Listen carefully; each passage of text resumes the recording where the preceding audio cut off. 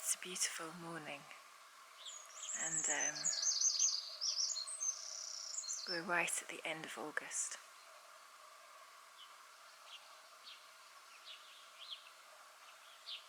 And I think there's a change in the air now. Summer's on the wane. Just very subtle, and it's just happened in the last 2 days. This morning we've woken up. We've woken up to cloud in the valley, which has been quite usual, normal. Over the weekend, we had some we were stuck in the clouds for most of the morning yesterday. And we've noticed that now, as it draws into the evening, the clouds begin to pile in over the top of the mountain and sort of slide down, and it becomes cold. But this morning is the first morning that I have woken up and the ground is wet. The soil's got moisture on it for the first time. It's like, that first sign that things are changing. That things are going to be different now. We're heading into autumn. Autumn signals a maturity to the year, a time of celebration, with the beauty of colour a break from the predictability of summer green.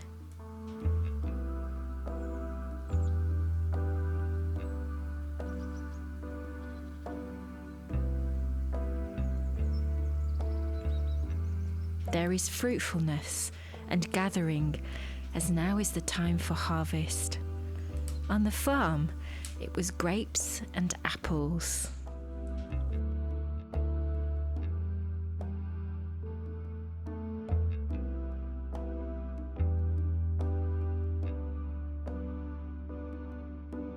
This was our first season of harvest on the farm, and there were many things that we still had to learn and that we weren't quite sure of.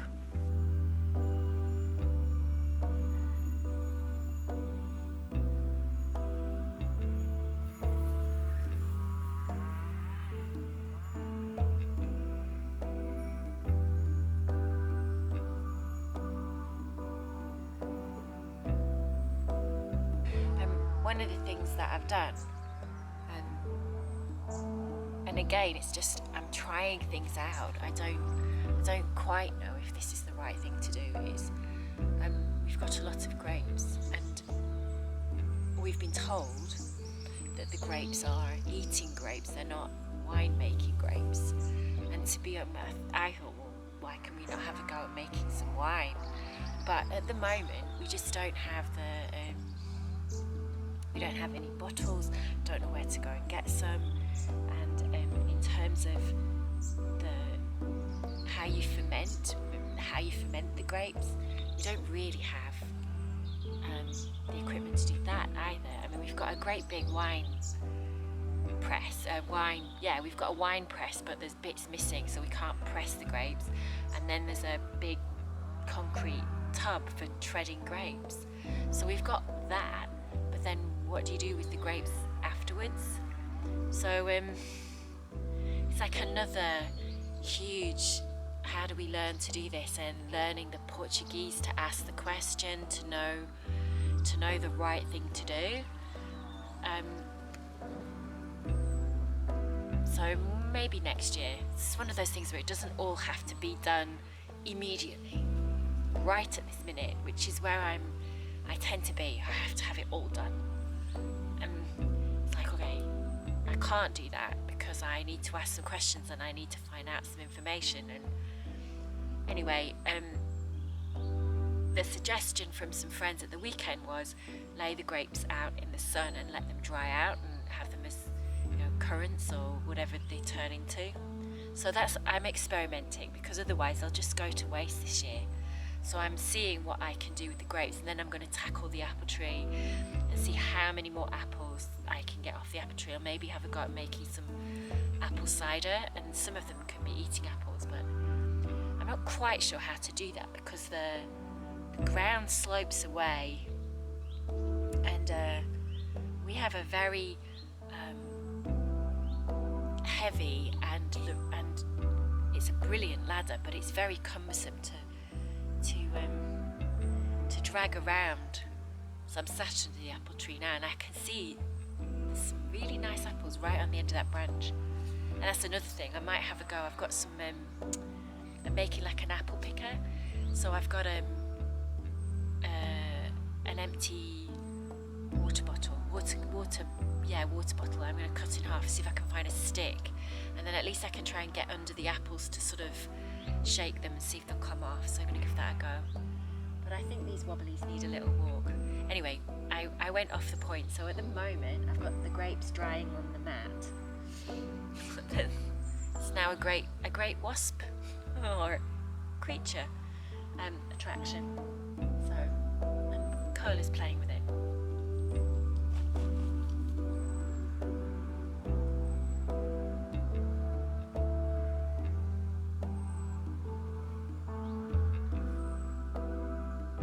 Don't touch Cola. No. No. Autumn always reminds me that there are things in life that have a natural end. There are periods of life like childhood, university, some relationships, projects, careers, and many things that naturally reach a time of maturity and celebration before the need to bring those things to an end, to take a rest, to take time for new ideas, to heal, or to move on to other things. It's a very, very windy day. Definitely autumn. This seasonal cycle is a complete contrast to the relentless doing, acquiring, and achieving that modern life seems to demand. However, with change comes challenge, both emotional and physical. On the farm, the challenge comes in the form of the weather, which is as beautiful as it is fierce and wild.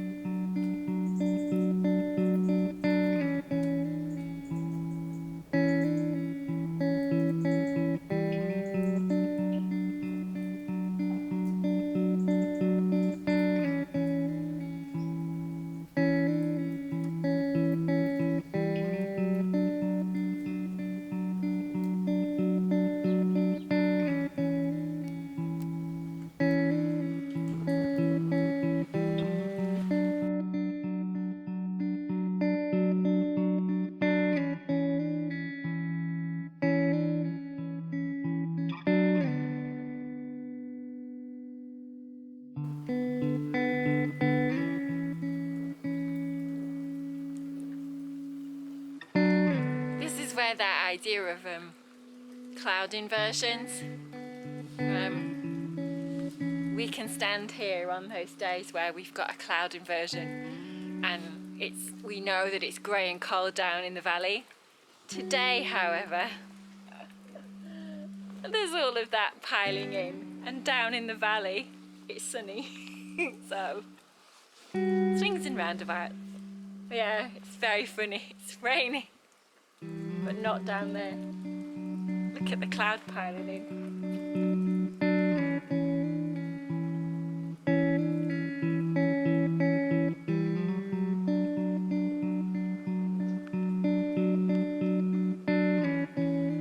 And the sunshine is not actually that far away, it's just on that ridge there.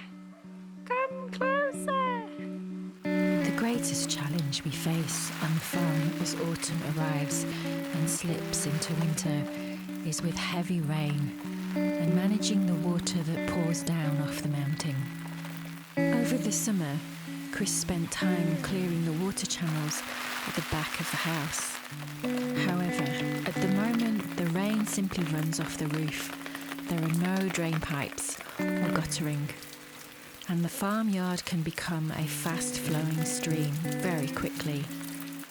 Around the back of the house is a water channel that directs the water from higher up in the village around our property and away down the mountain. During a heavy storm, the water is incredibly powerful, and it's very unnerving to lie in bed and listen to a boulder be carried noisily way past the bedroom window.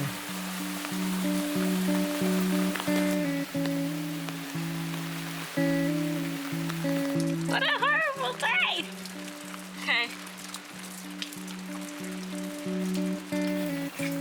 On these wet days, the best place to be is inside by the fire.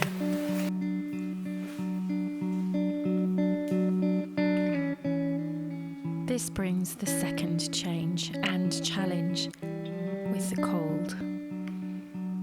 Now a daily chore of setting a fire becomes necessary, and while sunny days bring welcome warmth and are delightful, dusk brings a draining effect of the cold as it creeps into your fingers and toes, and it becomes hard to get warm. But a crackling fire is always a great remedy if you know how to light one.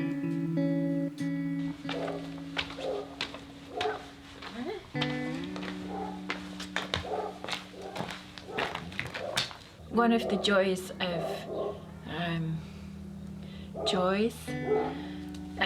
of moving into autumn, late or middle autumn, is we now have to start with the fires. So we've got 2 wood burning stoves, and yeah, they're all new to me. This is still crackling away, so I'm going to use this to light fires in the future. I'll let it cool down completely, and then I'll break it up as charcoal, so that's a great fire starter. And then it's removing the ash every day. I haven't quite got it sorted. Last night the wood burner in the annex was a lot better.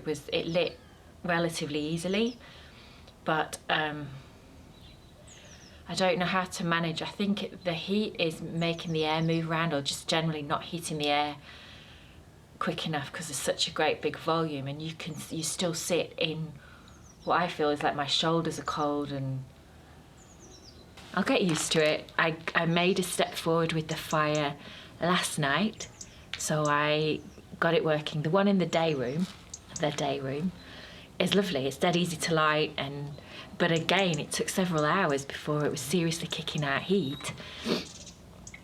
And that was like 10 o'clock in the morning when I'd been sitting there at 7 freezing. And at 10 o'clock the sun was up and it was warm, and you think, oh, I don't want this heat now. So yeah, and it's interesting figuring out how to manage it, but we'll see how we go. So this is going to be chopped up, for fire lighting of the future, and this is going on the compost heap. I am still learning to manage the way that the seasonal cycle has such an influence on daily life here. Something I understood in my head, but only now fully experience. Thank you so much for watching. Do subscribe if you would like to hear more stories of my life on this mountain. Click the bell so you'll be notified when the next story is ready and you won't miss anything. And before you leave, do give this video a like. Bye for now, and see you again very soon. The end.